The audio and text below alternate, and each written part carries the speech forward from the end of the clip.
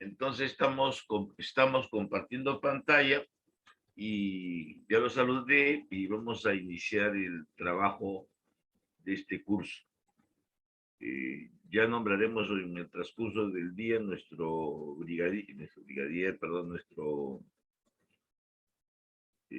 se llama? Se llama delegado, ¿no? Nuestro delegado. Bueno, el tema que corresponde al día de hoy se llama compactación de suelos. Y esta es una operación que hay que hacer pues siempre que construyamos, o sea, los ingenieros que construyen siempre compactarán. Ustedes saben que hay ingenieros que construyen, pues son los constructores y son los que ejecutan la obra y ellos son los que compactan, ¿no? O en todo caso ordenan que o compacten. Y los proyectistas tienen que considerar, los proyectistas son los que hacen los planos, o el expediente técnico, si prefiere una palabra más completa. Esos proyectistas también tienen que considerar, pues, dentro del proyecto la compactación del suelo. Y el otro grupo de ingenieros que usted conoce, que son los supervisores, tienen que verificar que la compactación se haga, pues, según lo que dice el expediente técnico. Entonces, siempre este tema está involucrado en todos los ingenieros. Entonces, hay una necesidad de dominarlo. Y el mejor momento para dominarlo, pues, es este, en el cual están escuchando su clase. Si yo preguntara qué cosa es la compactación, seguro que algunos alumnos me dirían, profesor, compactar significa, pues, no sé, vamos a ver qué dice Ingrid. ¿Qué cosa es compactación para usted?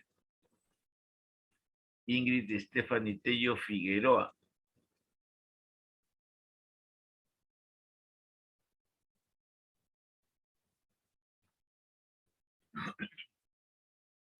Uh-huh.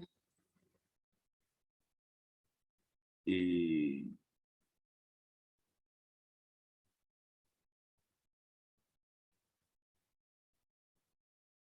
los alumnos que no participan, pues no participan simplemente. También eso tiene que ver con la nota. No está Tello, no participa Tello. Carlos Valenzuela, el alumno Carlos Valenzuela está presente. Buenos días, ingeniero. Buenos días. Le indicaba yo a ustedes que una forma de evaluarlos es su participación. Entonces, si usted participa en clases, o sea, dice algo, pues yo consideraré que tiene usted una nota, por ejemplo, de 16. Si dice algo bueno, bueno, pues si dice algo muy bueno, pongo más. Pero si no dice algo equivocado, errado, pues le pongo 15. Lo que me interesa realmente es que participe. No me interesa si tienen el criterio o no, porque conversando vamos a formar el criterio.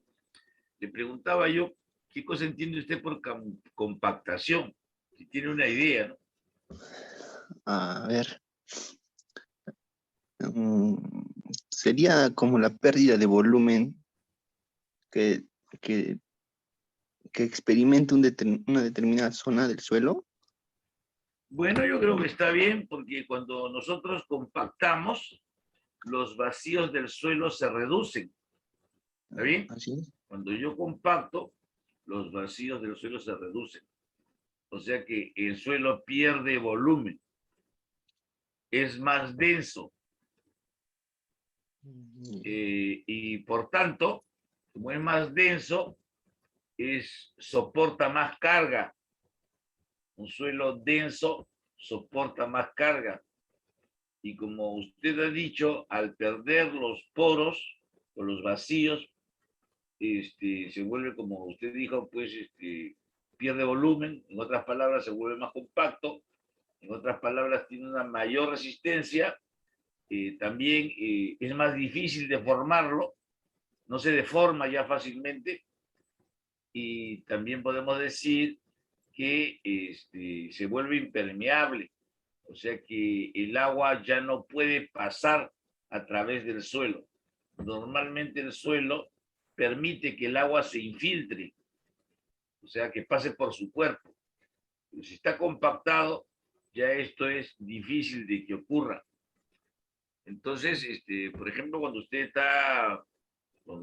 esté ejerciendo su profesión, esté haciendo una gran carretera, usted va a notar que esa carretera, pues, en todas sus fases, una primera fase es pues el trazo de la ruta, ¿no? El trazo de la ruta por donde va a ir la carretera, y las capas que van a venir después de la subrasante, sería pues la subbase, la base, y vendrá pues la superficie de rodadura que podrá ser de asfalto o podrá ser de concreto, ¿no? Normalmente, ¿no? Hay otras alternativas, pero aquí en nuestra patria, pues normalmente eso es lo que ocurre. Una vez que se traza la ruta, ¿qué hago? Profesor, preparo la subrasante, después coloco la subbase, después la base y después por último coloco la capa de rodadura. Todas estas partes que hemos mencionado se van construyendo pues por etapas y a cada una de estas partes pues hay la necesidad de compactar. Profesor, ¿por qué hay la necesidad de compactar? Pues hay la necesidad de compactar porque el suelo no puede estar suelto. O sea, usted no va a construir una carretera con material suelto, pues tiene que compactarlo. Y hemos indicado que cuando yo compacto, el suelo gana cualidades ingenieriles, o puedo decir que mejoran sus cualidades ingenieriles. ¿Qué o cuáles son las capacidades ingenieriles del suelo? Bueno, profesor, primero porque se gana resistencia, o sea, el suelo es capaz de soportar más carga de la que, ¿no? de la que tiene en forma natural, se gana resistencia. También ganamos impermeabilidad, o sea que el suelo no deja pasar el agua, y eso es bueno porque si el suelo permite pasar el agua, el suelo, pues, si permitiera pasar el agua, se ablandaría, y si se ablanda, pues ya no tiene resistencia. Entonces, este, cuando está algo bien compactado, no permite el paso del agua. Y también tendríamos que decir que el suelo se vuelve indeformable. Si ha hecho todas las cosas bien, esto es lo que va a ocurrir cuando esté compacto.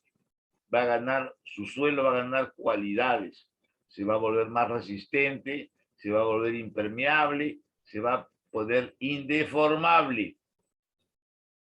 Y por eso es que es importante hacerlo y por eso es que siempre hay la necesidad de compactar. Siempre hay la necesidad de compactar.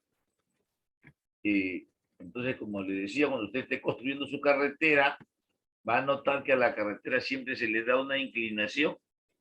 En cualquiera de las etapas, en la etapa de subbase, en la etapa de base, siempre se le va a dar una inclinación a la carretera. ¿Por qué? Porque si llueve, al caer el agua sobre la superficie, entonces, primero que el suelo no permite pasar el agua, pero lo que va a ocurrir es que con la inclinación, el agua que cae sobre la pista no penetra, pero tampoco la puedo dejar mucho tiempo ahí, entonces le doy una inclinación para que se vaya hacia un costado, hacia algo que se llama la cuneta. La cuneta, pues, es una obra de arte, así le dicen en ingeniería civil, no es una obra de arte, por donde circula el agua hacia un sitio determinado, como resultado de captar el agua de la lluvia que cae sobre la carretera. Eso es lo que es una cuneta. No sé, Valenzuela, si me ha estado atendiendo y si me ha entendido lo que he dicho. Sí, ingeniero. Estaba prestando atención. Muy bien. Entonces, siempre va a ser bueno, ¿qué cosa? Compactar. Siempre será bueno compactar. ¿Por qué? Porque hemos dicho ya que se van a ganar cualidades, se van a mejorar las cualidades del suelo. Y usted ya sabe cómo son.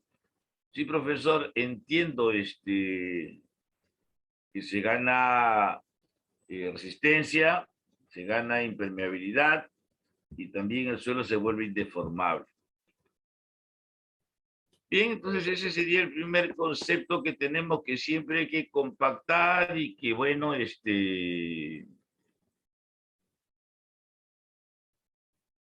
hemos dicho las razones por las cuales se compacta.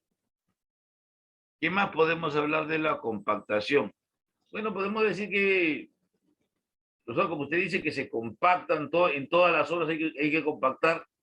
Entonces entiendo que hay obras chicas, pequeñas, hay obras, pues, medianas, y digamos que hay obras grandes. Claro que también podemos hablar que hay obras mega, pues, ¿no? Súper grandes. Pero en nuestra patria lo que normalmente vamos a manejar, pues, son obras que trascienden lo peruano, pero no trascienden lo internacional.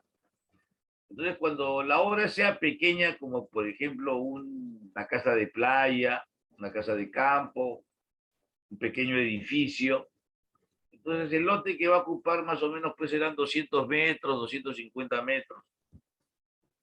Entonces, pues es una obra muy pequeña, ¿no? Entonces hay que utilizar un compactador pequeño. Entonces, normalmente el compactador pequeño que se utiliza, usted debe de saberlo.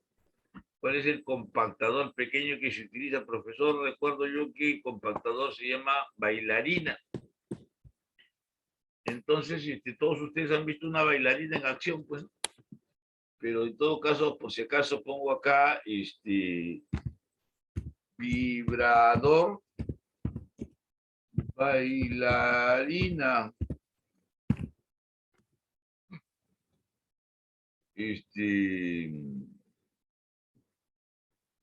vibrador, bailarina,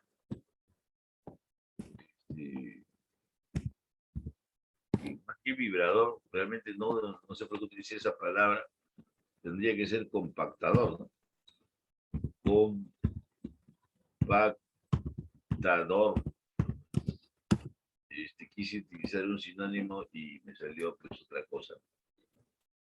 Aquí tratar, no sé qué estoy escribiendo. Vamos a borrar todo, me sale cualquier cosa, pongo cualquier cosa. Compactador, bailarina.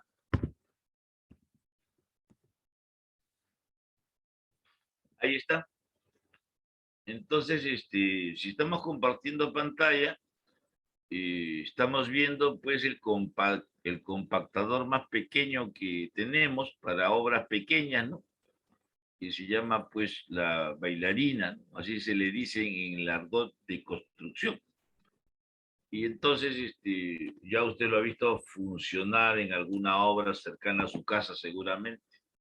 Una máquina que sirve para compactar, cuando la obra pues es pequeña. Pero si fuera mediana, utilizaría un compactador mediano. Y si la obra es grande, pues utilizaría un compactador grande. Entonces, un compactador mediano podría ser, pues, ¿qué le digo? Una obra mediana sería, por ejemplo, que haya un parque y que alrededor del parque no tenga pista. Entonces me dicen, haga usted la pista que está alrededor del parque. Entonces, bueno, ya no es tan pequeño como 200 metros, pues no. Ya por lo menos ahí tenemos una buena cantidad de área para compactar, pero sería de todas maneras una obra pequeña o mediana y tendríamos que pensar en un compactador mediano. Entonces los compactadores medianos, como estamos viendo en la diapositiva, pues podría ser un compactador mediano. de aquí que estoy tratando de que lo pueda identificar. Y a ver dónde está. Bueno, no sé por qué no aparece, debería aparecer acá.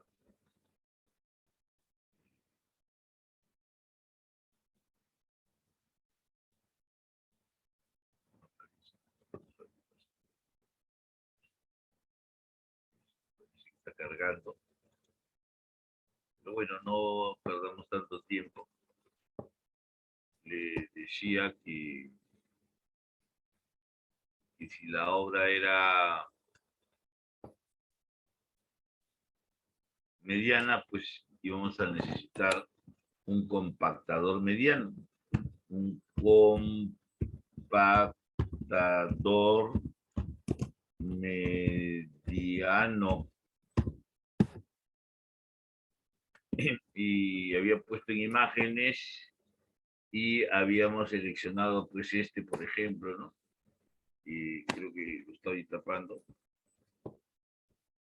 Eh,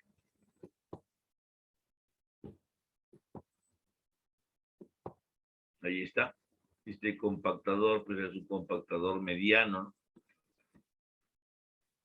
Y si quiero pues realizar una obra grande que se supone que ustedes están formados para hacer obras grandes, tendría que utilizar máquinas de este tipo, pues, ¿no? Ya para una carretera, pues hay que utilizar unas máquinas grandes como las que estoy mostrando en las fotografías. Entonces, ¿qué estábamos diciendo? Aparte de los beneficios de compactar, habíamos dicho que siempre se compacta y también habíamos indicado que si la obra era pequeña, pues un compactador pequeño, si era mediana, pues un compactador mediano y si la obra es grande, un compactador grande. Tenemos nosotros también una idea clara sobre más o menos cómo es que vamos a trabajar. ¿Qué más? Bueno, les tendría que decir de que esta fotografía que estamos viendo es un compactador que tiene un rodillo, si usted prefiere, es un tractor al cual se le ha colocado un rodillo que tiene protuberancias. Y todos saben que ese compactador se llama pata de cabra o compactador de rodillo pata de cabra y que es un especialista para compactar suelos finos. Profesor, ¿a qué se refiere con suelos finos? Bueno, la clasificación de suelos que usted conoce, la más general dice pues que hay suelos finos y suelos gruesos. Los suelos finos son el limo y la arcilla, y los suelos gruesos son pues la arena y la grava, ¿no? Entonces, cuando el suelo sea fino y usted tenga la necesidad de compactar, cosa que siempre va a ocurrir, preferirá utilizar mayoritariamente el rodillo pata de cabra. Y si es que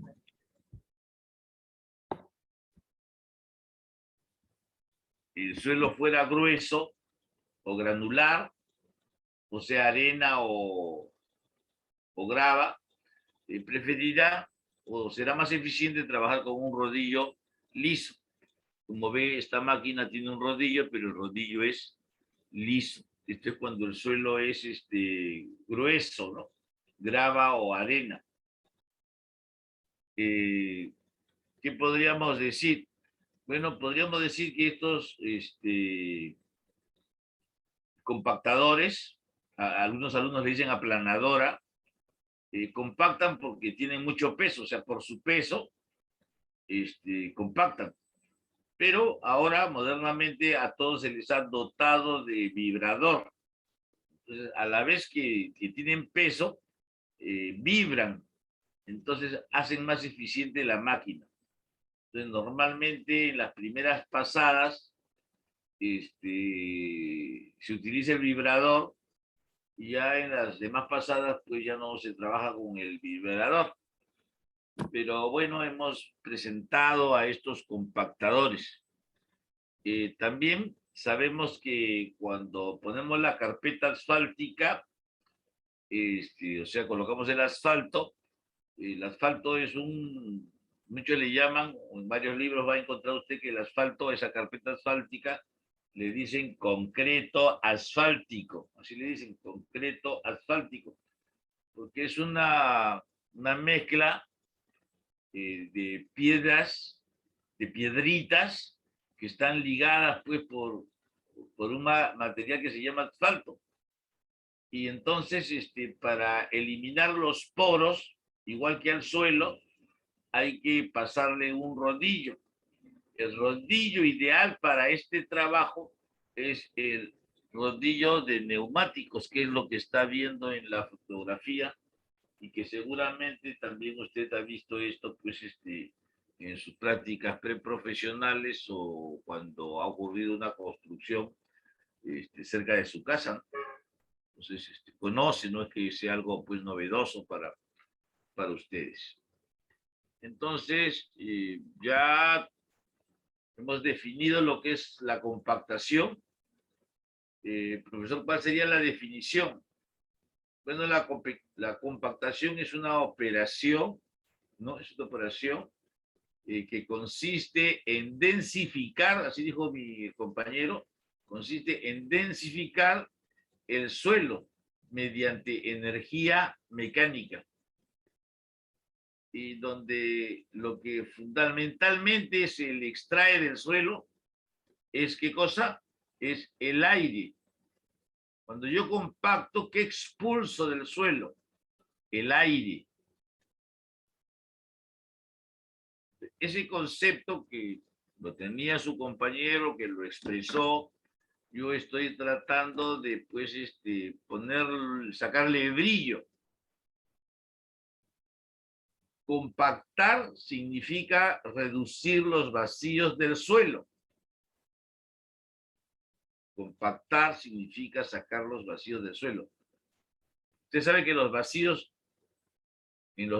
del suelo hay agua y hay aire.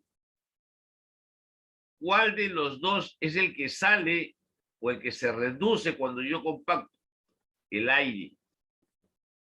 Porque sacar el agua sería muy difícil, se necesitaría máquinas más gigantescas. No se podría hacer con las máquinas que contamos hasta ahora. Entonces, cuando yo pregunte en qué consiste la compactación, ya usted de ahora en adelante no me puede contestar pues lo que se le ocurra. Cuando yo pregunte qué es la compactación, usted tendrá que decir que es una operación que consiste en reducir los vacíos de suelos, los vacíos del suelo. Específicamente el aire. Reduzco los vacíos del aire. Y trae como resultado, pues, que el suelo se densifique. Punto. Ahora, la segunda pregunta sería, ¿y por qué es importante compactar? Usted tendría que decir, profesor, es importante compactar porque gana resistencia, el suelo se vuelve más duro, más resistente, puede soportar más carga, el suelo se vuelve indeformable, lo cual es positivo, puesto que no se deforme. Imagínese que usted construya su edificio, lo termina, pues todo el mundo lo felicita, qué bonito edificio, lo abrazan, todo, ¿no? Hay una inauguración, todo bonito.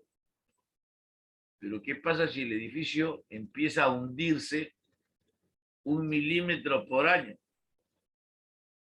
Pues el primer año se hunde 1 milímetro, no, nadie se da cuenta. 1 milímetro se hunde un edificio de 10 pisos, nadie se da cuenta. Pero el segundo año, cuando se hunda otros milímetros más, pues ya van a ser 2 milímetros. Y usted sabe que no se va a hundir pues uniformemente, sino que se va a empezar a hundir de forma ladeada. O sea, el edificio se va a inclinar. Entonces, si pasan los años, lo que va a ocurrir en ese edificio es que cuando caiga un poco de agua al suelo, el agua va a irse hacia un lado. Cuando se caiga una bolita, esa bolita va a rodar hacia un lado. Se va a notar ya el segundo, tercer año, se va a empezar a notar eso insignificante, va a ser ya sensible con el agua y con una bola, un objeto. Pero ya el tercer año, pues la cosa va a ser mayor porque las ventanas ya no van a querer abrir y cerrar. Y si siguen pasando los años, en un momento el vidrio se va a romper y todos van a preguntarse quién es el que lo rompió, quién tiró la piedra. Y no es que hayan tirado la piedra, sino que el edificio se está deformando. Y entonces al deformarse, la cimentación se va a romper, se van a romper los muros y van a aparecer fisuras en las paredes del edificio. O sea, líneas de que los muros están rajando. Pero al principio serán pequeñas. Ya cuando esto sea pues mayor, ya habrá que empezar en reparar el edificio o de repente en derrumbarlo totalmente, porque no se puede vivir pues, en un edificio que está rajándose poco a poco. Muchas veces, como he mencionado en lo que estoy comentando, el edificio, pues, el suelo se hunde, entonces va a alterar el comportamiento del edificio.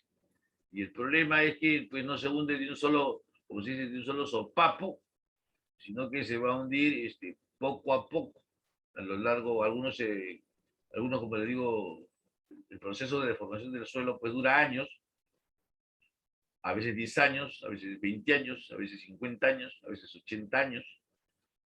El caso de la Torre de Pisa, por ejemplo, pues ha durado muchísimos años, ¿no? Bueno, ya hablaremos de la Torre de Pisa en otro momento.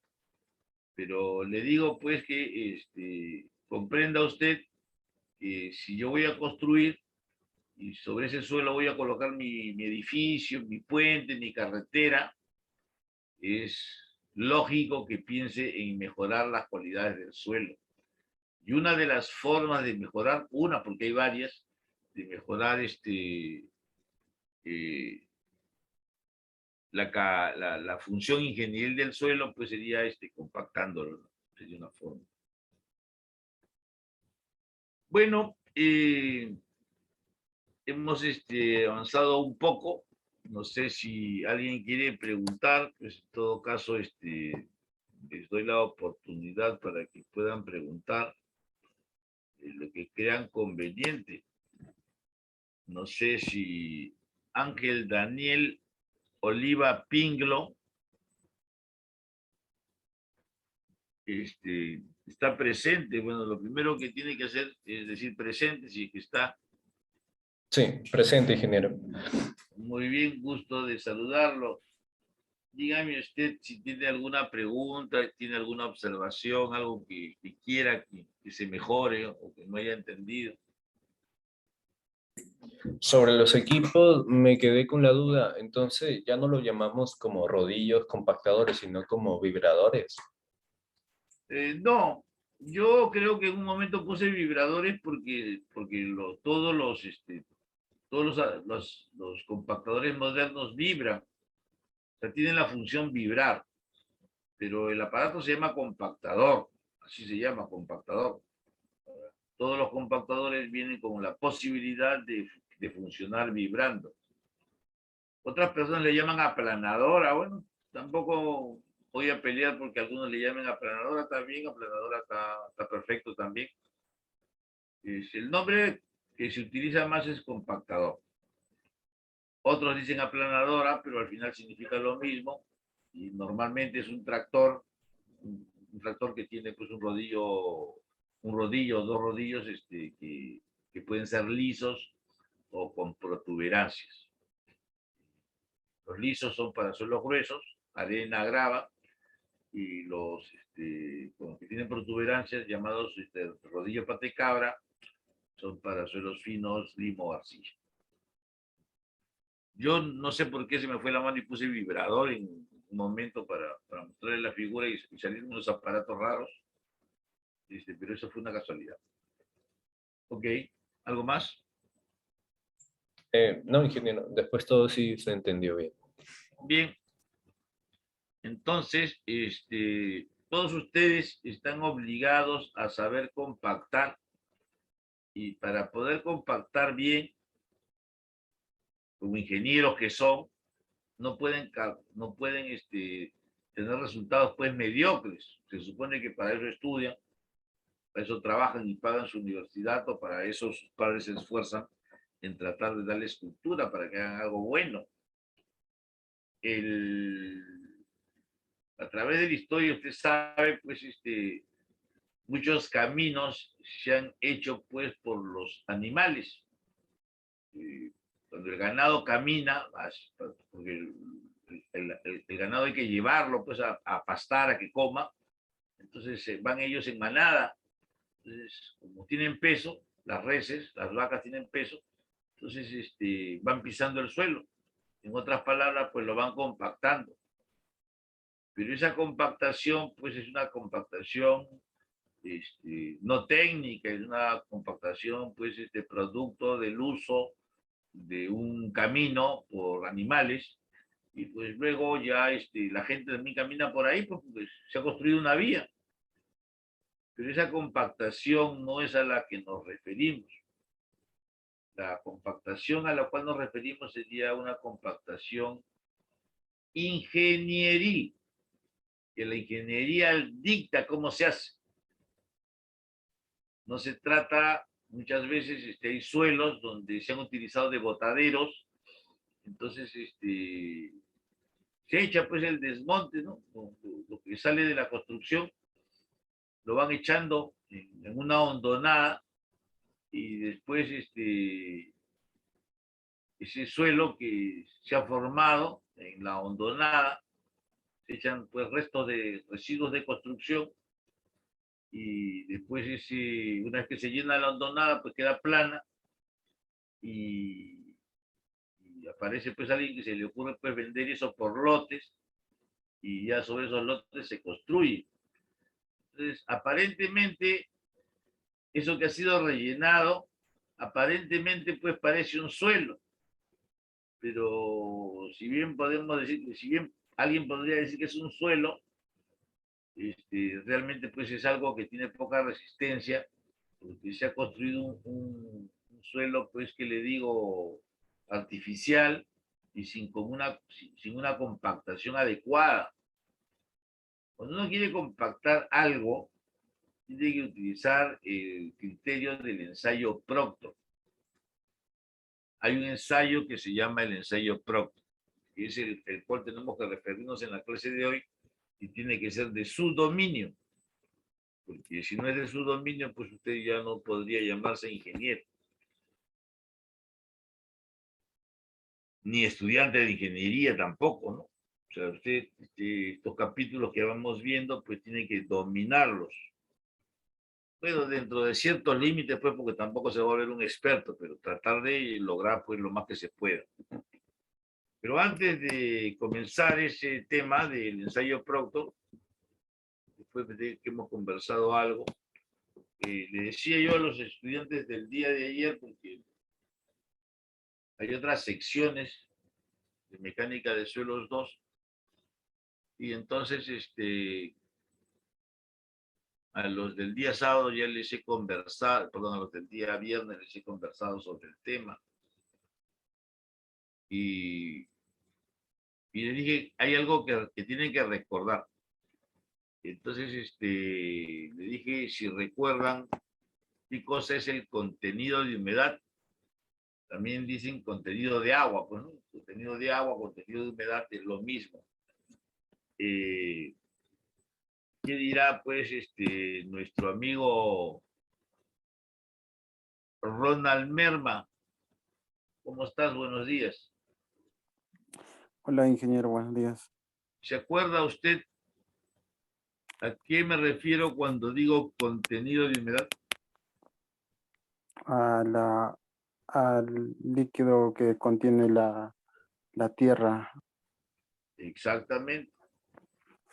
Cualquier suelo, cuando yo hago una excavación, o cuando veo una superficie con suelo, con tierra, como también se llama, ese suelo, ¿qué cosa? Siempre va a tener agua. En la naturaleza los suelos muy raro es que estén secos. Normalmente parece que están secos, pero realmente siempre tienen un porcentaje de agua. Normalmente los suelos siempre tienen un porcentaje de agua, normalmente. Entonces, cuando hablamos contenido de agua, es el agua que tiene el suelo, ¿no? Y hay una definición que conocimos en Mecánica de Suelos 1, que dice que la cantidad de agua se puede expresar por una fórmula. Significaría más o menos así, ¿no? El contenido de humedad, que se utiliza la letra la letra omega. La letra omega se utiliza para representar la cantidad de agua. Se dice que es el cociente entre el peso del agua que contiene, entre el peso de la parte seca, por 100.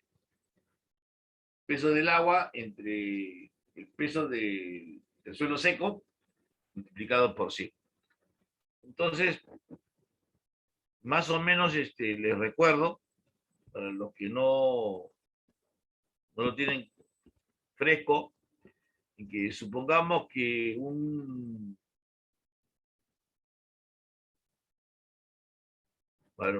ordenándome,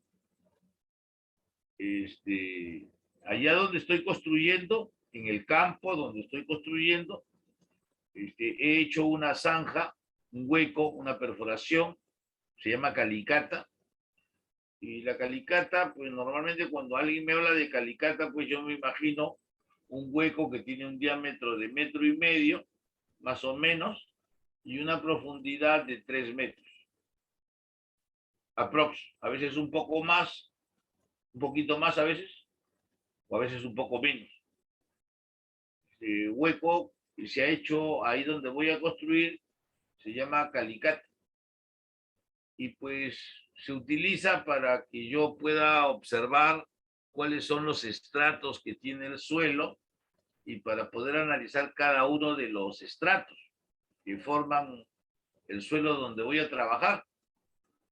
Sin embargo, pues tengo que resaltar que una de las partes más importantes de la calicata es el fondo. Y profesor, ¿por qué el fondo? Porque normalmente, pues en el fondo de la calicata es donde voy a sentar mi cimentación. Bueno, la cosa que ya saben ustedes que para estudiar un suelo hay que hacer una perforación que se llama calicata, una excavación, un hueco que se llama calicata. Y entonces me interesa calcular el contenido de humedad. Entonces, con alguna herramienta, cojo un poco de suelo, con una lámpara pequeña, pues cojo un poco de suelo, voy golpeando y saco un poco de suelo y lo pongo en un tupper. Tupper de plástico, pongo ahí, cierro el tupper herméticamente, ese tupper lo meto dentro de una caja de Tecnopor, cierro la caja de Tecnopor y me voy con ese material al laboratorio. Eso es lo que hago. Profesor, ¿y para qué? Para calcular el contenido de humedad he hecho lo que les acabo de narrar. Profesor, ¿y por qué el tupper? Bueno, porque yo quiero saber cuál es la humedad que tiene el suelo en forma natural. Si yo no la protejo, el agua se va a evaporar, o parte del agua que tiene el suelo se va a evaporar. Entonces, para que no se evapore, para saber el porcentaje de humedad o el contenido de humedad, la he hecho pues en un tupper hermético y en una caja de Tecnopor para que llegue con las mismas características o con la misma humedad que tenía en la obra. Entonces, ya estando en el laboratorio, se destapa el tupper y se toma pues algo así como una cucharada, lo que alcance una cuchara de sopera. Agarra usted la cuchara, pues si pone toma una parte, lo que alcanza en una cuchara, y lo vacía en una latita que se llama tara. A algunos les gusta echar pues más de una cuchara, pues si les gusta echar dos, pues echa dos. No hay problema. Entonces está echando el suelo con la humedad natural. Entonces ese suelo, usted lo pesa con la lata, o sea, pesa lata y suelo, y anota pues lo que pesa. Una vez que ya lo anotó, la lata con el suelo húmedo lo mete al horno. Deja que pasen 24 horas en un horno que está a 110 grados centígrados, y entonces pues al otro día, como hemos dicho 24 horas, va y con una pinza saca, pues no, porque no lo puede agarrar con la mano porque está caliente, se va a quemar. Entonces con una pinza saca usted y ya el suelo está completamente seco, pues a 110 grados, 24 horas, pues ya está seco. Entonces pesa también eso. Cuando pesa nuevamente ya el suelo seco con la lata, que se llama tara, pues ya el agua se ha evaporado. Entonces, resta estos dos valores, y la resta de estos dos valores, pues es el agua que se ha evaporado. Entonces ya tiene el peso del agua que había. Y según la definición, ese peso de agua lo divide entre el peso del suelo seco y lo multiplica por 100 y ya tiene el contenido de humedad. Por ejemplo, si tenemos el suelo húmedo pesa 185 gramos, vamos a suponer aquí en plomito, el peso del suelo es con su latita 185 gramos, pero cuando está lo saco del horno, o sea, lo he secado, o sea, el suelo seco con su latita pesa 166. Voy a cambiar los números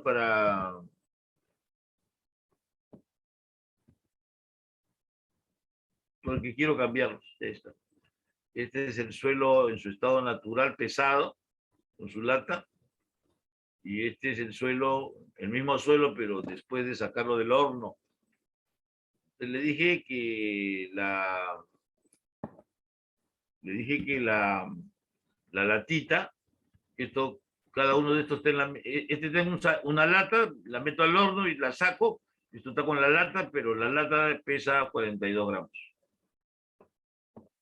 Entonces le indicaba yo a usted para que recuerde que esta resta me va a dar el peso del agua que tenía el suelo. Entonces digo, ¿cuánto es 180 menos 164? ¿Cuánto es? Pregunto. Ronald Merma, ¿cuánto es esa diferencia? 16, ingeniero. 16, entonces pongo 16 gramos, pongo 16. Y abajo dice que va el peso del suelo seco. Pero yo sé que el suelo seco pesa 164, pero con lata, con la tara.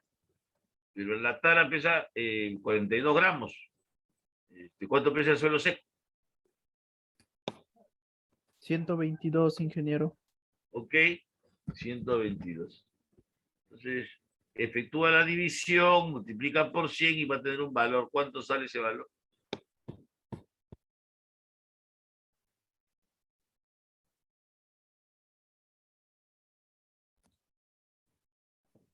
$13.11, ingeniero. Ok, pongo 13.11. Y ya está. Ese es el contenido de humedad, 13.11.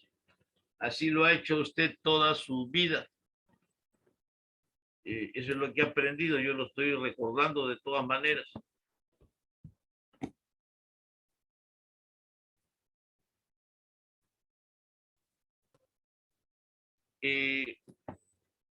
Ahora, se supone que todos ya han recordado cómo se calcula el contenido de humedad. Sí, profesor, creo que es sencillo. Sin embargo, hay otra forma de hacer esto más rápido, porque como usted se dará cuenta, hacer lo que acabo de mencionar, pues demora 24 horas, por lo menos, ¿no? Entonces hay una máquina, no una máquina, un aparato que se llama Speedy. Entonces tiene la forma de un termo, de esos termos pequeños, tiene más o menos esa forma. Y el Speedy, ¿no? Tiene más o menos esa forma. Entonces lo destapa igual como si fuera un termo y un poco de suelo lo echa.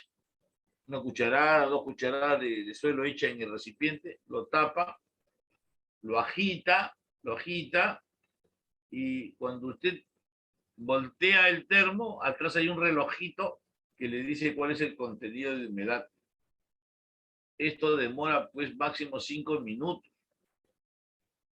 Entonces, si en el ejemplo que he puesto, en vez de irme hasta el laboratorio, embalar, o sea, poner en una cápsula, un tupper, el suelo, ahí nomás en la misma calicata agarro el suelo, un poco de suelo con un cucharón, echo un cucharón dentro del aparato Speedy, lo cierro, agito, volteo y ya tengo el resultado. Es otra forma de de calcular el contenido de humedad, pues de una manera, como se dice, rápida. Entonces, hemos indicado 2 formas para hallar el contenido de humedad.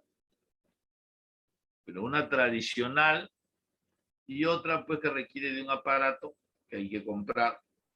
No siempre hay la plata para comprarlo, no siempre se puede utilizar porque, como se dice, pues, si no tienes plata, tienes que hacerlo como puedas. Pero bueno, ahí terminamos la parte del contenido de humedad. Continuaré. El alumno Diego Santamaría, diga si está presente. Sí, acá estoy, ingeniero. Muy bien, Santamaría, gusto de saludarlo. Me gusta el mío, ingeniero. Ok, gracias. Hay algo que se llama peso específico. ¿Tú recuerdas a qué es igual el peso específico? Es un concepto que has estudiado en el colegio también, ¿no? Peso específico, en la academia, en la universidad, ¿no? Varias veces. ¿A la densidad, ingeniero? Sí, es lo mismo. En mecánica de suelos, de hablar de peso específico, hablar de densidad para nosotros es lo mismo. No nos hacemos problemas. ¿Y a qué es igual?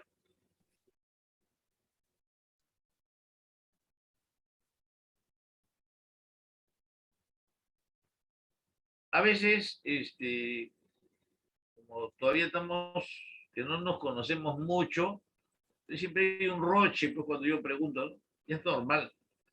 Entonces, el roche a veces nos aturde un poco, pero tenemos que aprender a superarlo. El peso específico, según la fórmula que ustedes conocen, pues sería peso entre volumen. Si yo quiero calcular el peso específico de algo, pues lo peso en una balanza y lo divido entre su volumen. Por ejemplo,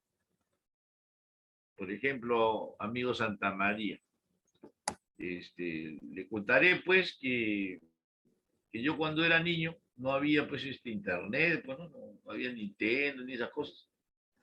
Entonces jugábamos a la guerrita. Entonces, el barro que había en el parque, el barro que había en el parque, pues lo humedecíamos, lo tomábamos y hacíamos algunas figuras. Por ejemplo, hacía una tortuga con el barro, ¿no? Hacía una tortuga, o hacía una culebra, una lombriz, ¿no? Con el barro. A veces hacía a un ser humano, también lo hacía. O sea, el barro era un material que era capaz de que yo y mis amigos le demos forma. Ese material que es capaz de que uno le dé forma se llama pues arcilla. porque esto que le acabo de contar, pues no se puede hacer con la arena. O en todo caso, si usted hace, pues, alguna escultura con la arena, pues es muy fácil de que se desarme. ¿Por qué? Porque la arena no tiene cohesión, sus partículas están sueltas. En cambio, en el barro, las partículas se atraen, una está pegada con la otra. Y si bien el barro es blando, o la arcilla es blanda cuando está húmeda, cuando está seca, pues se pone dura. El barro, cuando está duro, pues cuando está seco se pone duro. Entonces nosotros a eso de las 5 de la tarde, ¿no? Chapábamos ese barro y hacíamos unas pelotas. Y esas pelotas las poníamos encima de un muro y dejábamos que hasta el otro día, pues, se endurezcan. O sea, el otro día teníamos unas bolitas de tierra seca, pero ya estaban duras, ya no se podían moldear y las utilizábamos de munición. O sea, cuando comenzaba el juego de la guerra, pues eran dos bandos y cuando uno se movía de un lado a otro, de una palmera a otra palmera, ahí empezamos a disparar después esas bolas de barro. Y pues dolía, ¿no? Algunos amigos yo los he quiñado con ese material, algunas veces me han quiñado a mí. Era parte del juego de esa época, ¿no? Propio de hacer deporte, de estar en el parque. Entonces, lo que quiero decirle que el barro, cuando está húmedo, yo lo puedo moldear, pero si lo dejo lo dejo que se seque, pues se pone duro. No tan duro como una piedra, pero duro. Entonces es la característica, pues, de los suelos finos, de la arcilla, el limo, más de la arcilla que tiene cohesión, ¿no? Entonces, es fácil reconocer a la arcilla.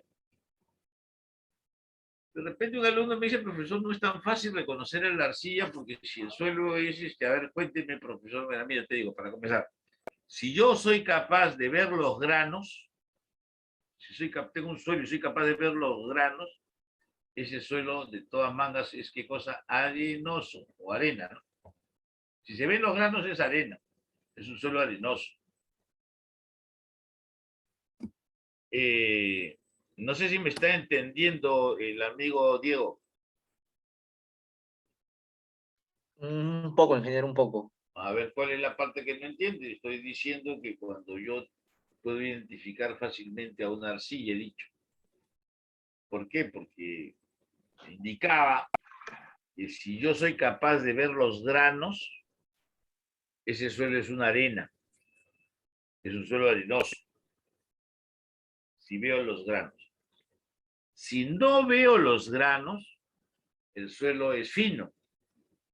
¿Qué significa que el suelo sea fino? Profesor, que es un limo o una arcilla. Exacto. Si no ven los granos, es un limo o una arcilla. ¿Y cómo sabes que es arcilla?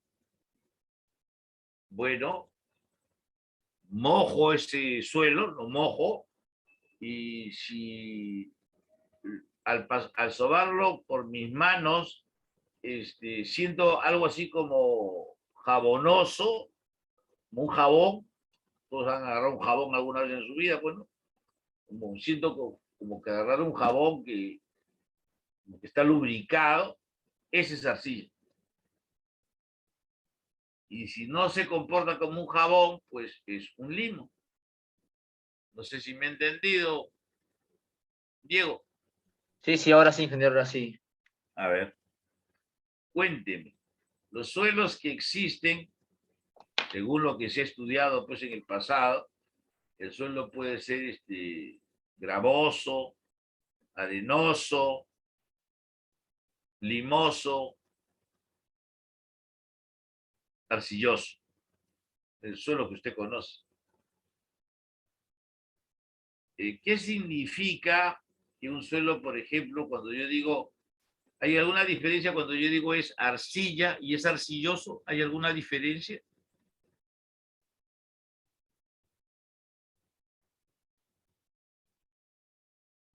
Pregunto. ¿O es lo mismo? Yo le voy a contestar. Cuando en un suelo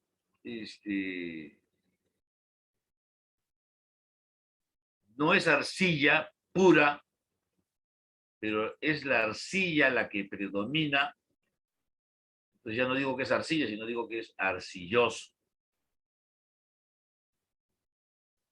Si, por ejemplo, el suelo es un limo, pues está bien, su nombre es un limo. Pero si lo que predomina es el limo, o sea, no todo es limo, sino que el limo predomina, el suelo es limoso.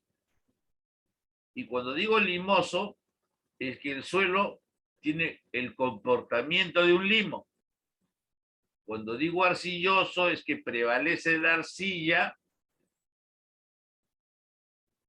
y que se comporta como una arcilla. Sin embargo, el 100% no es arcilla. Pero bueno, le pregunto, a ver, identifíqueme los suelos según lo que hemos conversado, porque también hay otras formas de identificar, pero estoy conversando de una de ellas. A ver, ¿cómo identifica usted los suelos? Por lo que usted me acaba de contar, ingeniero, Sí, sí. si es arena, ¿cómo identifico con un suelo es arenoso cuando hay granos? Los veo, los veo. Ah, veo granos. Los ve los granos. Ajá. O si usted se los soba por las manos, acá coge un poco y lo tiene entre sus manos, va a sentir como si fuera azúcar. Se siente al Unas tacto. bolitas, unas bolitas. Claro, se siente el grano. Puede ser chiquitas, pero se sienten. Las veo. Esa es arena. Ya, siga. Y si no hay granos, puede ser o lima o arcilla. Exactamente. ¿Cómo identifico si es arcilla o es lima? La arcilla es cuando es un poquito más líquido. Le echo un poco de líquido, un poco de agua. Ajá, como si fuera un jabón. Y lo amasa. Entonces usted siente como si fuera un jabón. ¿Ese qué cosa es? La arcilla. Claro. Y si no es así, pues es limpio. Es el limo, ingeniero. Más o menos esa es una forma de... Entonces le decía yo, hemos derivado a una conversación, que me da gusto siempre conversar con ustedes.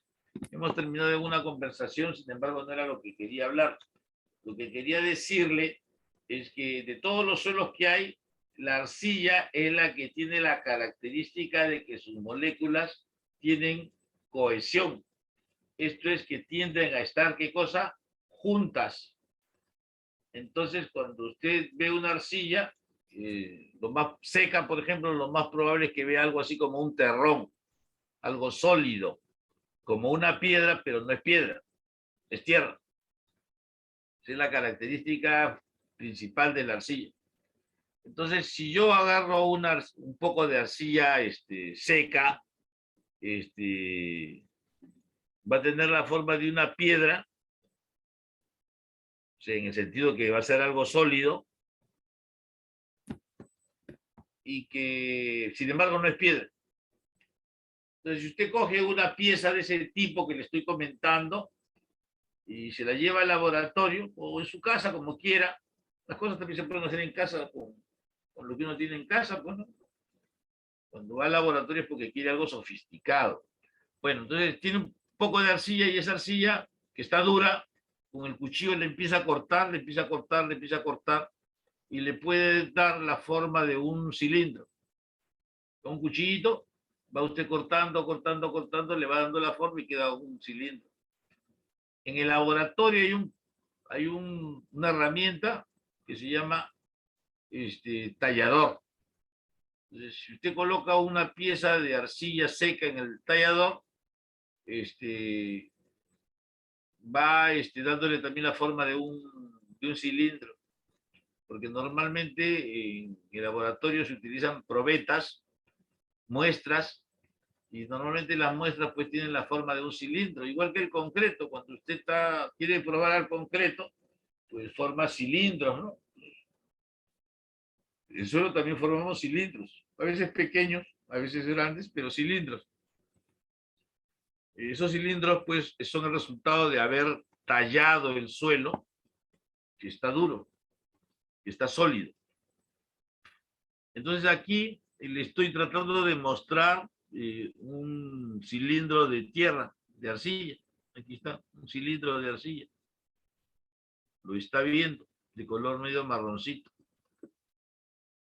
Que dice que tiene 4 centímetros de diámetro y 12 centímetros de altura.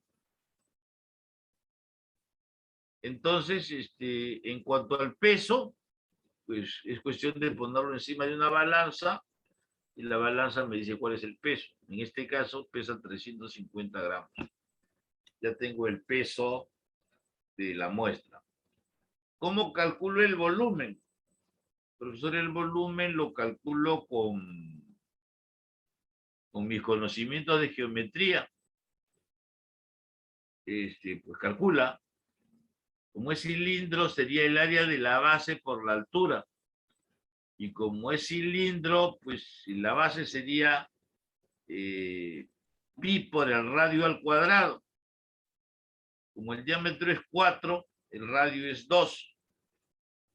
Pi por el radio al cuadrado sería pues 4pi. Y 4pi por 12, que es la altura, sería 48pi. Y usted agarra su calculadora y dígame cuánto es 48pi. Donde pi, pues, habría que considerar 3.14.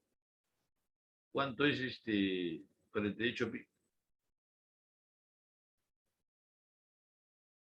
Te espero, Diego, que me diga el resultado.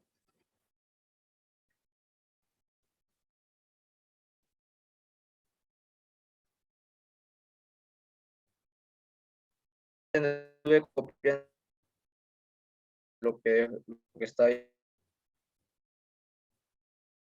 No le he escuchado. Pero es mucho a lo que dijo. ¿Puede repetirlo? Le indicaba a ustedes que me calculen el volumen de este cilindro, donde el diámetro es 4 y la altura es 2. Eso es todo lo que he dicho. Ingeniero, Sí, le escucho. 48 pi a mí me sale 150.79. Ahí está, en verde. No sé si lo estás viendo, en verde. Sí, ingeniero. Ok. Entonces, el primero lo saco pues con una balanza. Y el segundo pues lo saco con mis conocimientos de geometría. Entonces divido el peso que tiene este objeto, este suelo, y lo divido entre su volumen, y hay lo que se llama el peso específico. Divida 350 en 350.8.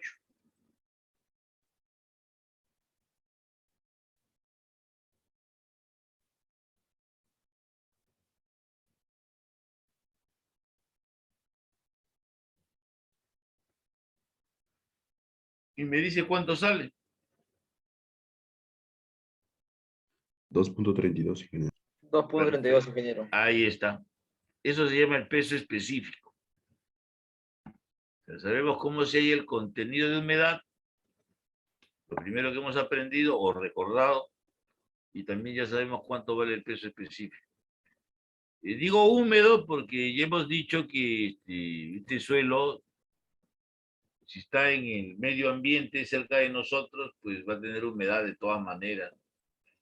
La única forma de que no tenga humedad, pues es que lo meta al horno y lo someta pues a 110 grados 24 horas. Pero si está ahí seco a la intemperie, de todas maneras tiene una humedad. Continúo. El otro concepto que tiene que entender para que podamos entender bien el capítulo que nos toca hablar, que es compactación, significa que tenemos que recordar cómo se calcula el peso específico seco. Le decía yo a ustedes que este cilindro que está acá tiene un peso específico, que yo indico en el título que es húmedo. Pero yo quiero saber cuál es el peso específico de este suelo, suponiendo que no tenga agua.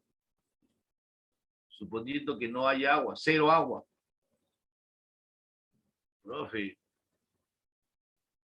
te lo meto al horno, dejo pasar 24 horas y lo peso. Y como el volumen lo tengo, pues ya podría calcular. Bueno, esa sería una forma, pero la forma, digamos, tradicional de calcular el peso específico seco es así. La fórmula dice que el peso específico seco, que se llama, pues, gamma sub D, D de DRI, de DRY, DRI, porque dry en inglés significa seco. Por eso es que normalmente usted cuando hablen de peso específico seco, hay una sub D. El peso específico seco es lo mismo que el peso específico húmedo, el que acabamos de hallar. Peso específico húmedo, entre 1 más el contenido de humedad 13.64 sobre 100. Bueno, 13.64 sobre 100 es retroceder el punto 2 lugares, o sea, queda 0.1364. Si usted efectúa eso, efectúelo, dígame cuánto es lo que le sale. ¿Cuál es el resultado?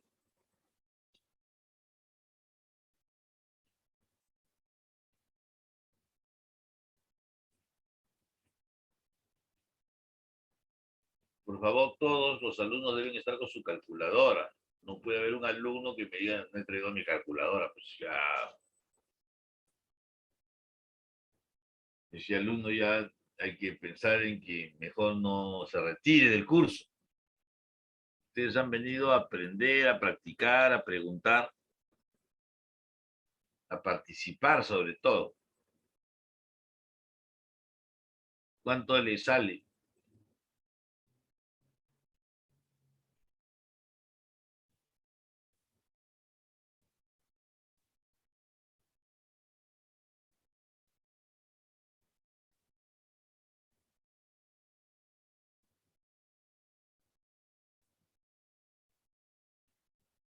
¿El alumno Diego estará calculando?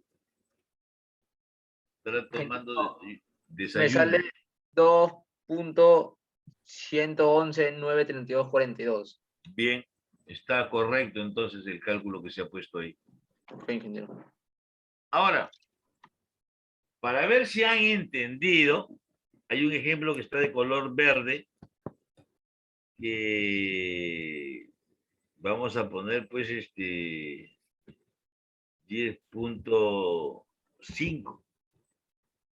¿Y cuál? El peso húmedo 2.88, el porcentaje de humedad 10.5. ¿Cuánto será el peso específico seco? Este de acá es el que tiene que decirme. Todos tienen que calcular, participar, me dicen cuánto sale ese resultado.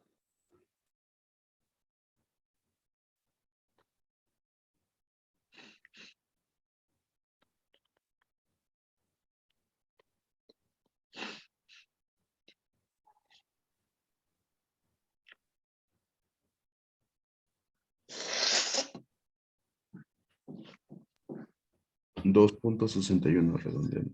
A ver, 2.61. Pongo lo que me dice mi amigo Estela.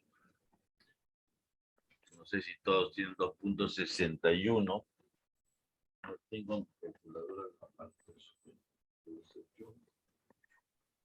Pues, ¿quién más puede hablar? Si está bien 2.61 o no.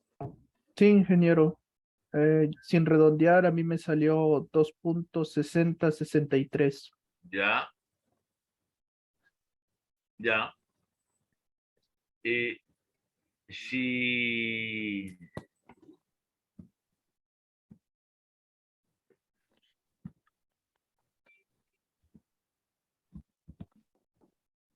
el plomo, ¿cuánto sale?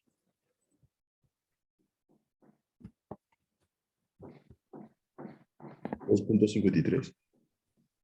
2.53 voy a poner, a ver, rapidito lo ha hecho. Eso significa que ha entendido, porque Sí, ingeniero, está bien. todos deberían hacerlo rápido. Y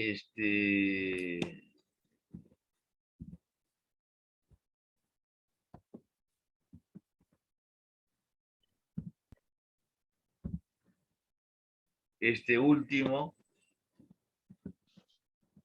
2.34, ingeniero. 2.35. 34 35, a ver, pónganse de acuerdo para poner, consideren 2 decimales nada más, ¿ya? 35 redondeando. 35, ingeniero, 35. Ya está. Redondeando. Ok. Esas tres cosas son las tres cosas que tenemos que saber para poder entender qué es lo que vamos a hacer hoy día. Todo el mundo, pues, me refiero al mundo que nos rodea, cercanos, el mundo formado por ustedes y yo, deben de saber qué cosa es el contenido de humedad. Un alumno dijo, profesor, es la cantidad de agua que tiene el suelo. Bueno, sí está bien. ¿Y cómo se calcula? Pues ahí está en la diapositiva que están viendo. El peso específico, pues tiene una fórmula universal que es el peso entre el volumen. Entonces, cuando dicen peso, pues es cuestión de pesar, de utilizar una balanza. Y cuando se dice el volumen, pues tengo que utilizar mis conocimientos de geometría para calcular el volumen. Y el peso específico seco, que sería, pues, que lo puedo hallar a partir del peso específico húmedo. Entonces, son cosas que ya nosotros estamos conociendo bien. Bueno, entonces vamos a continuar por acá y vamos a ver esto. Profe, ¿qué es eso? Bueno, esa es una parábola con el vértice hacia arriba. Eso es lo que es una parábola. Les dije que el tema que nos está convocando ahora se llama el ensayo Proctor.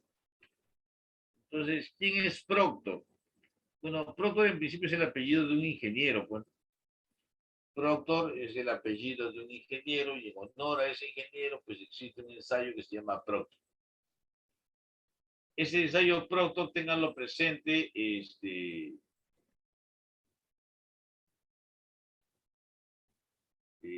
se puede hacer de dos formas. Una forma se llama el ensayo Proctor estándar o tradicional. Y el otro ensayo se llama el ensayo Proctor modificado. Entonces, normalmente los ingenieros como usted van a tener que hacer uno u otro. A veces hay que hacer el ensayo Proctor simple, estándar, y a veces hay que hacer el ensayo Proctor modificado. El más nuevo es el modificado, más reciente, digamos así. Y, profesor, ¿y por qué no hay un tercer ensayo Proctor? Porque usted dice que hay uno primero que era estándar, que se llama estándar, o tradicional, o el primero, y que después ahora hay un ensayo Proctor modificado, número 2. ¿Significará que más adelante, profesor, habrá un Proctor número 3? Bueno, es posible, si se trata de posible, es posible que haya más adelante un ensayo Proctor 3. Eso es lo primero que quiero que también quede claro. Podría ser que más adelante haya un Proctor 3, pero de momento no lo hay. Pero podría existir un Proctor 3 más adelante. ¿En qué se diferencia, profesor, el Proctor 1 del Proctor 2? Bueno, se diferencia en que para compactar hay que utilizar un peso. Hay que presionar, hay que golpear al suelo con un peso, hay que golpearlo. En el Proctor 1. En el Proctor 2 hay que utilizar algo más pesado. Hay que utilizar más peso. Y si hubiera que crear un Proctor 3, habría que utilizar algo más pesado todavía. Pero eso de ahí sería un poco difícil que lo pueda explicar. Y también sería un poco difícil que lo pueda entender. Entonces, esto de Proctor 1, Proctor 2, Proctor 3, lo comentaré al final, cuando ya usted esté nutrido, esté fuerte, ya me he dado cuenta que he entendido, ahí vamos a poder hablar con... No es que sea difícil, sino que primero, pues hay que hacerlo primero para que pueda entender lo segundo. Pero ya sabe que hay dos tipos de Proctor. Comenzaremos con el Proctor 1, ¿no? Sobre ese vamos a conversar en la clase de hoy, y ya seguramente en la próxima semana, a la misma hora y por el mismo canal, veremos el Proctor 2. Ya. ¿Qué más tenemos que decir?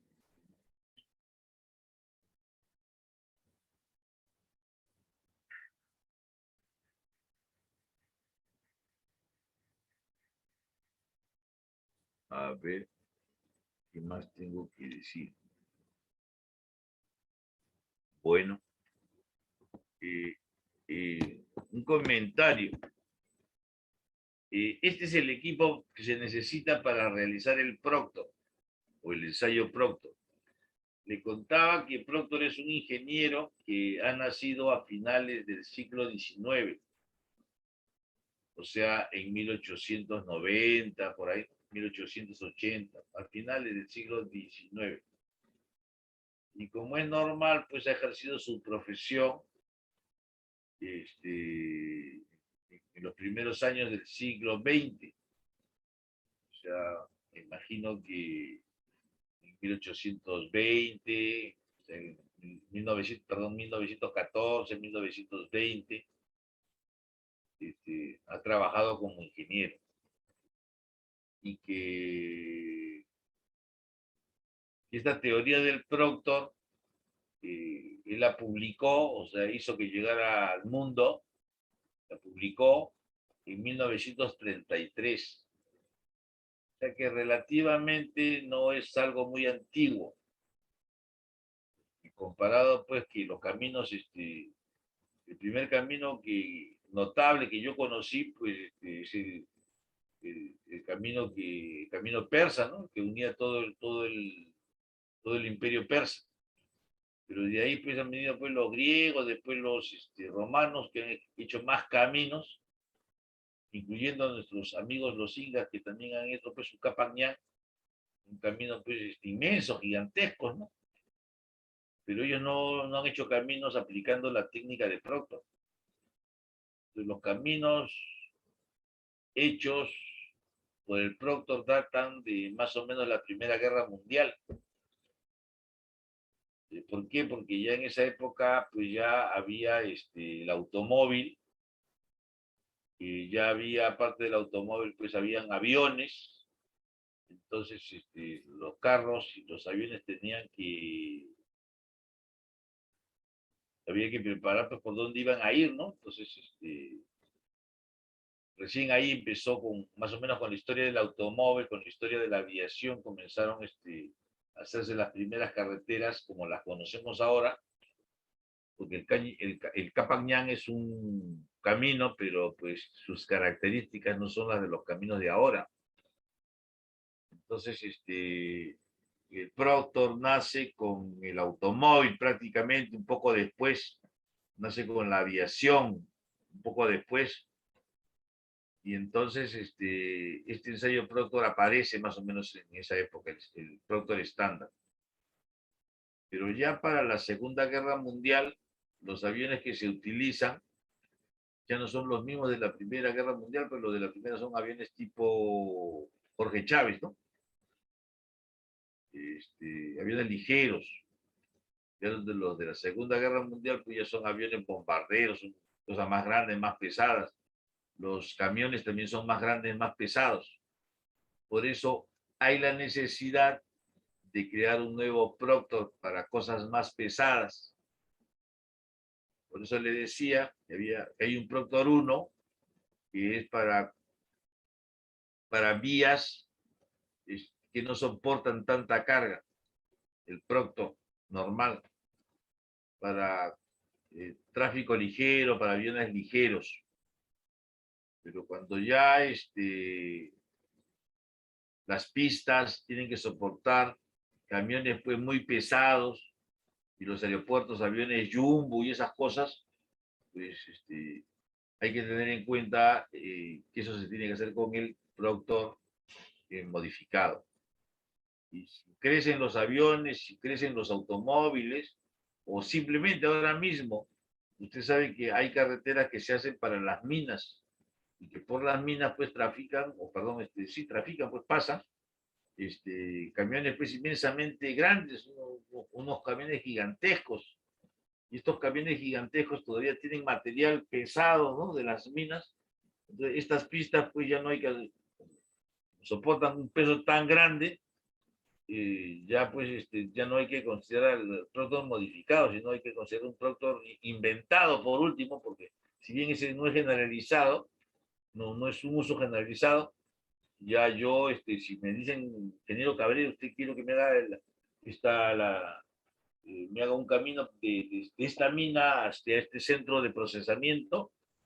Si tú quieres que haga un camino, pues veo yo lo que va a circular por ahí, cuánto peso, lo que va a circular por ahí, y el uso que va a tener, pues, continuo. Ah, no digo, pues, tengo que poner algo superior al Proctor 3, al Proctor 2, al Proctor que le llamamos modificado. Creo que sin querer entrar a la discusión, que dije que la voy a explicar al final, pero ya estoy dando algunas luces para que usted entienda mejor las cosas. Ya me imagino que más o menos se entiende que cuando yo trabajo con una vía auxiliar, una pista que no soporta gran tráfico, pues puedo utilizar o se utiliza el productor estándar. Pero si ya se trata de una pista internacional o por lo menos interregional, ya hay que utilizar el productor modificado. Y si es una pista que va a soportar algo mucho más pesado de lo que soporta una carretera como la Panamericana, y es el ejemplo que he puesto, un camino entre una mina y un centro de procesamiento, pues ahí seguramente tengo que aplicar, pues, tengo que aplicar un productor más exigente. Pero de momento es suficiente Proctor 1 y Proctor 2. El Proctor 1 tiene un molde que es este que está acá. Este es el molde del Proctor 1.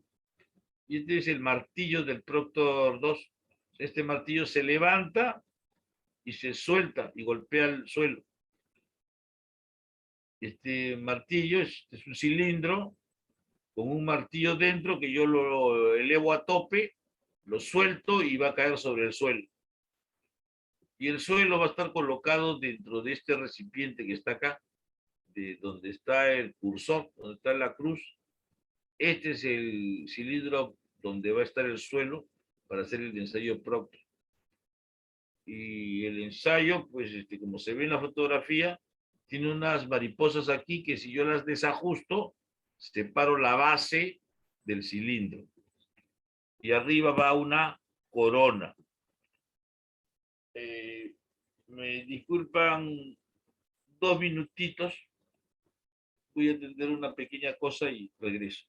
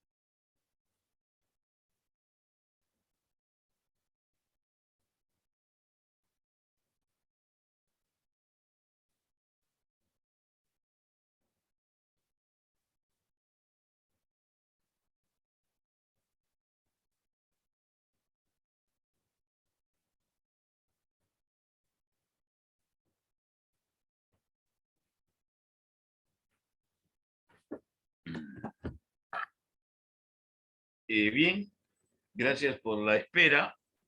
Y estábamos en el ensayo Proctor.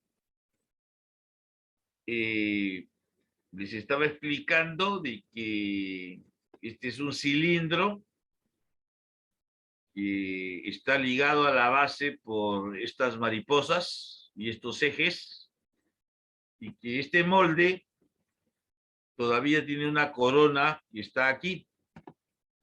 Entonces vamos a ver para qué sirve la corona, para qué sirve el cilindro y por qué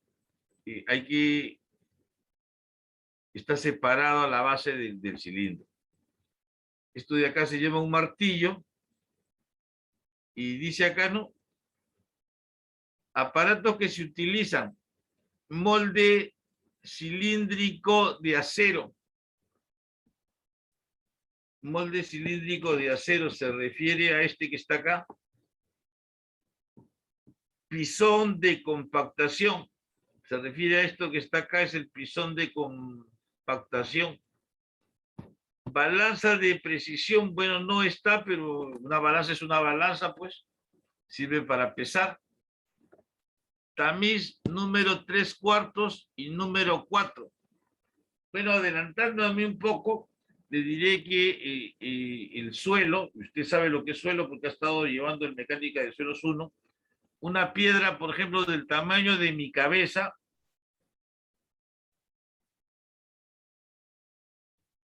¿podría considerarse parte del suelo o no? ¿Qué dice Valery Vargas?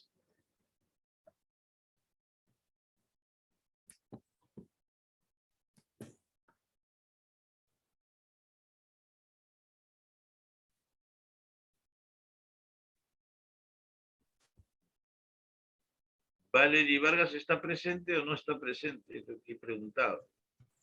Sí, ingeniero. Amiga Valery, pregunto yo, una piedra del tamaño de mi cabeza, ¿es parte del suelo o no? No. Sí, yo diría igual que usted que no es parte del suelo. Una piedra del tamaño de mi cabeza, pues se encuentra en el suelo, pero no es parte de él. Una piedra del tamaño de mi puño, pues, efectivamente es una piedra, pero no forma parte del suelo. Puede estar en el suelo, sí, porque el suelo, como nosotros conocemos, el suelo está formado por partículas, ¿qué cosa? Pequeñas. El suelo está formado por partículas pequeñas. Entonces, esas partículas con que se hace el ensayo Proctor son las partículas del suelo que deben de pasar la malla número 4 o deben pasar la malla número 3/4. Entonces,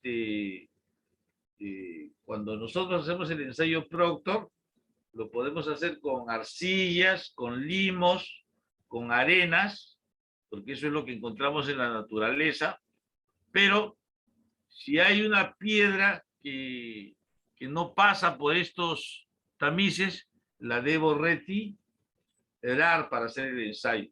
La debo retirar para hacer el ensayo. O sea, el ensayo se hace con material granular y no con piedras. Si hay piedras, pues la debo de sacar. Bien. Taras, ya saben lo que es una tara, pues sí, profesor, las taras son las latitas esas que sirven para calcular el contenido de humedad. Pues son unas latitas donde yo echo un poco de suelo y calculo el contenido de humedad. Taras. Y algún dispositivo, sería bueno un dispositivo para rociar agua, algo así como un chisguete, sería bueno tener. Ese es el equipo que se necesita para hacer este ensayo Proctor. ¿Qué más, profesor? Dígame. Bueno, te contaré pues del amigo Proctor. El amigo Proctor trabajaba en Estados Unidos, que es norteamericano, en el estado de California, ahí donde están Los Ángeles, ¿no? Disneylandia, Hollywood. esa es la zona de California. Ahí trabajaba el amigo Proctor. Y trabajaba en una empresa que sería el equivalente aquí en el Perú de lo que es Sedapal. Para los que viven en Lima, todos saben qué cosa es Sedapal. Bueno, los que viven en Iquitos, pues se da Seda Iquitos. Los que son de Arequipa, pues será Seda Arequipa, me imagino. La empresa que distribuye el agua. Hay una empresa que fabrica el agua y la distribuye a los hogares.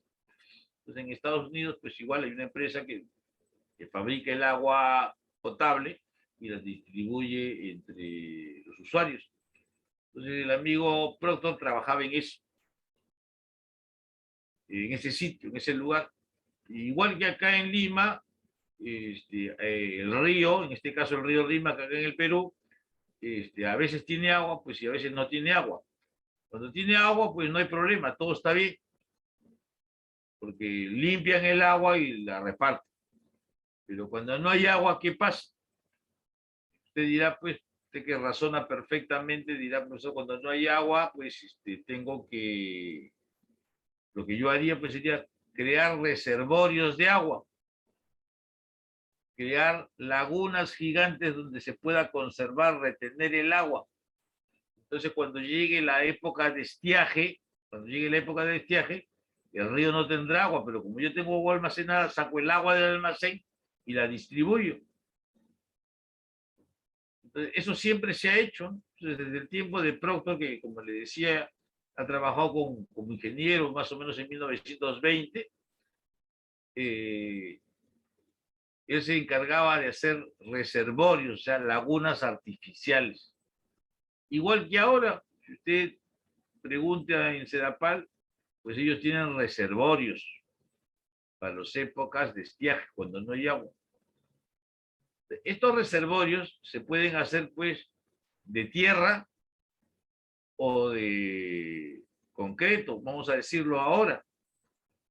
Pero hacerlo de concreto es muy costoso. Una laguna inmensa, va a hacer usted un reservorio de concreto, pues va a ser difícil. Sobre todo porque el concreto es caro y sobre todo porque habría que utilizar un concreto especial que no permita que el agua se infiltre, porque el agua en el concreto se infiltra con facilidad. Habría que fabricar un concreto con un aditivo especial para que no permita el paso del agua, que el agua se infiltre. De lo más práctico y económico es hacerla con tierra. El reservorio, hacerlo con tierra. ¿Qué tierra? Pues la tierra que se va a utilizar para hacer el reservorio es arcilla. Entonces, si yo compacto bien la arcilla, puedo construir un reservorio, una laguna, Y en esa laguna, pues puedo poner agua porque la arcilla, si está bien compactada, impide el paso del agua. Y la tierra, pues como usted entenderá, es lo más barato que hay. Entonces, la mayoría de los reservorios en el mundo, la mayoría de los reservorios de agua en el mundo se hacen pues con arcilla, pero arcilla bien compactada. Y eso lo hacía el ingeniero Proctor, ese era su trabajo. Ahora, desde tiempos pretéritos, pues, ¿no? De tiempos antiguos, antes de Jesús, inclusive, de Jesús digo, nuestro Señor Jesucristo, perdón, desde antes se sabe que una buena forma de compactar siempre es echando agua. Si usted ve a un albañil trabajar en alguna pequeña obra, va a ver que cuando compacta, primero riega. Se agarra su manguerita y va regando, suavemente va regando, y cuando ya ve que todo el suelo está húmedo, empieza a compactar. Porque siempre se sabe pues que para compactar es mejor humedecer al suelo. Usted dirá, profesor, ¿y por qué hay que humedecer? Es que cuando el suelo, cuando el agua la echo en el suelo funciona como un lubricante. Entonces, cuando yo compacto, entonces las moléculas se van acomodando y no hay tanto problema en el acomodo porque están lubricadas. Se le echa agua y pues se lubrican las moléculas del suelo y se empiezan a acomodar debido a los golpes que usted le da al suelo. Entonces, siempre se ha sabido que para compactar pues no se utiliza un suelo seco, el suelo hay que humedecerlo. Entonces, así compactaba Proctor. Proctor iba construyendo y entonces agarraba la arcilla, la mojaba y la pisonaba, la golpeaba con un pisón, la compactaba y pues quedaba bien, como se dice en el lenguaje de mi época, quedaba bien bacán, quedaba bien bacán. O sea, el suelo se ponía duro, o sea, con más resistencia, el suelo se volvía indeformable, el suelo se ponía impermeable también. Entonces Proctor, que era pues despierto, curioso, dijo, no, ¿qué pasa si en vez de regar una vez, riego 2 veces? Entonces al suelo que tenía, le dio una regadita, y después dijo, voy a regar 2 veces, le doy otra porción de agua. Y empezó a compactar como siempre, golpeando con un pisón. ¿Y saben lo que resultó? Resultó un suelo más resistente, un suelo más impermeable, un suelo más indeformable. Y Proctor se sorprendió pues de esto, ¿no? O sea que no basta con una regada, mejor hay que darle 2 regadas. ¿Y qué pasa si le doy 3 regadas al suelo? Efectivamente, y Proctor hizo eso. Le dio una regadita como normalmente se hacía desde tiempos pretéritos, como he dicho. Y bueno, le dio una segunda regada y le dio una tercera regada. Después de la tercera regada, y el suelo estaba humedecido, empezó a compactar con un pisón, de la misma forma que lo había hecho siempre. ¿Y cuál fue el resultado? Que salió un resultado pues mejor. Resultó un suelo más duro, resultó un suelo más resistente, resultó un suelo más impermeable, resultó un suelo más indeformable. Entonces, pronto dijo, qué maravilla. No pensé que esto ocurría así. Entonces dijo, voy a hacerlo con 4 regadas. Subió el número de agua que le echaba al suelo. Y cuando lo hizo con 4 regadas, compactó y resultó que la compactación ya no resultó tan buena. Se sorprendió, ¿no? Entonces digo, voy a probar pues ahora con una regada más. Y compactó con una regada más y resultó que la compactación salió peor. Entonces se dio cuenta de lo que ustedes seguramente ya se están dando cuenta. Profe, en la medida que yo voy aumentando la humedad del suelo, puedo compactar mejor, pero hasta un punto. Después de ese punto, si sigo incrementando el agua, la compactación va a salir peor. Entonces el Proctor dijo, vamos a conseguir, siempre que compactemos, vamos a tratar de conseguir la mejor cantidad de agua. Hay que determinar cuál sería la mejor cantidad de agua para que salga la mejor compactación. Eso se le ocurrió. Me dice que Antonio Durant quiere hablar, con todo gusto. Sí, ingeniero. Cuando dice el aumento de agua en la curva, ¿es de que se va a hacer peor o más bien no se va a notar ningún cambio o diferencia en el mejoramiento? No. Tú tienes ¿Va a un empeorar? suelo. Tú tienes un suelo, ¿no es cierto? Sí, Le echas una cantidad de agua. Mejora la compactación. Si al mismo suelo le echas más agua, mejora la compactación. Si le echas más agua, mejora la compactación. Pero ocurre que hay un momento, si tú le echas más agua, empeora, empieza a empeorar. Le echas más agua, empeora más. Entonces, algo de eso te dice este dibujo que está acá, algo de eso de lo que te estás preguntando, o de lo que quieres conversar, está acá, que ahorita vamos a terminar de explicarlo en el laboratorio, ¿eh? Con una humedad de 13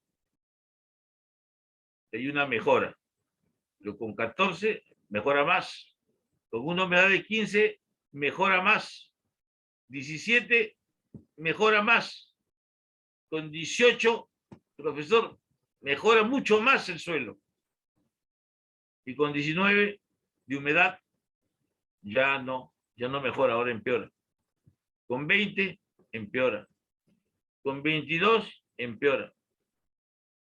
Entonces, todos los suelos se dio cuenta pronto que si tú le echas agua, poco a poco va mejorando la compactación, poco a poco la compactación va a mejorar, pero hasta un punto. Después de ese punto, si tú sigues echando agua, la compactación va a salir peor, peor, peor, peor, peor, peor, peor. Entonces, como tú quieres la mejor compactación, quieres saber cuándo ocurre esta mejor compactación. En el caso que estoy señalando en el dibujo, pues la mejor compactación sale con una humedad del 18%. Eso es lo que he tratado de decir. No sé si me habrán entendido. Ya volveremos a tratar el tema y trataré de ser mejor, pero de momento a ustedes les toca estudiar, revisar la clase y pues apuntar lo que no entienden para que en la hora del laboratorio me pregunten. No sé si no he sido claro, me dice usted para ver si sigo explicando. Sí se entiende, ingeniero. Gracias. Ya, trataré de ser mejor. Vamos a ver esto en la hora del laboratorio todavía. Lo que necesito es que haya ¿cómo se llama? Un delegado para que forme un WhatsApp o un Facebook, no sé, del curso, donde yo a través del delegado pues me comunico con ustedes y ustedes cuando quieran comunicarse conmigo también lo hagan a través del delegado. Entonces, necesito una persona que esté acostumbrada a asistir a clases, o sea, que siempre venga a clases, y una persona pues, que sea responsable, ¿no? Y siempre ese alumno pues será pues, beneficiario de una nota especial, ¿no? También no, como si de un trabajador sin sueldo, pues le pagamos con la nota. No es mucho el trabajo tampoco, pero es el único alumno que va a tener comunicación conmigo. Vamos a tratar de organizarnos bien para trabajar mejor.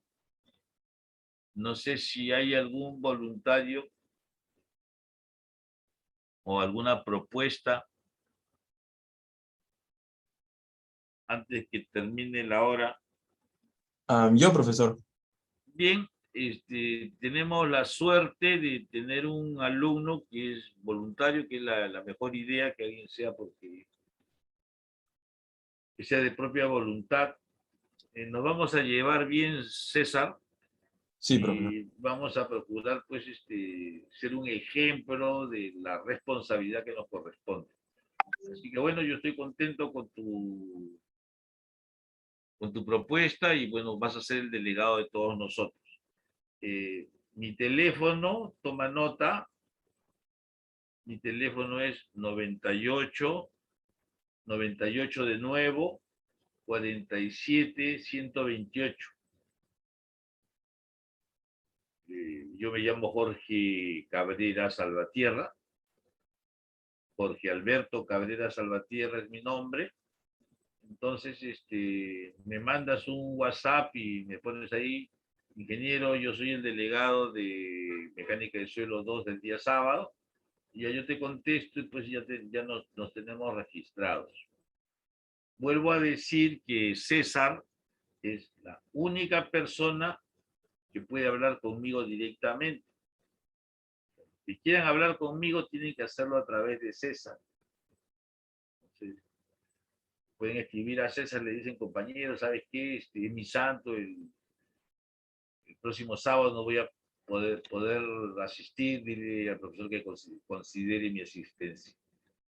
Ya, pues le dicen a él y él me dice a mí y así lo terminamos. Y si yo tengo que hablar con ustedes, nunca hablaré pues con mi amiga Flor Yolita, nunca hablaré directamente. Si yo quiero decirle algo a Flor Yolita o a Cielo o a Ronald, le escribo a César para que César le diga a ella qué es lo que quiero que ocurra. Siempre será a través de él, ¿no? Entonces, esa es la forma que nos vamos a organizar. Va a haber más organización y más responsabilidades, pero de momento necesitamos tener un delegado, ya lo tenemos. Nos estamos viendo en la hora de laboratorio. No veo tantos alumnos, no sé si serán pocos los que se han matriculado, pero por acá dice que hay 20 asistentes. No sé si serán 20 asistentes, pero les indico que vamos a formar grupos de 5 para los laboratorios, para que presenten el laboratorio, para que hagan su trabajo final, bueno, para todo. Vamos a formar grupos de 5. Entonces, yo podría formarlos de manera rápida, pero prefiero pues de que sea a través de ustedes mismos, que se agrupen de acuerdo a sus afinidades. Les vayan pensando cómo se van a agrupar. Y si fueran 28, pues habría un grupo de 3, pues todos son de 5 y uno de 3, porque son 28. Bueno, más cosas iremos conversando más adelante. Por ahora me despido. Hasta la tarde. Muchas gracias.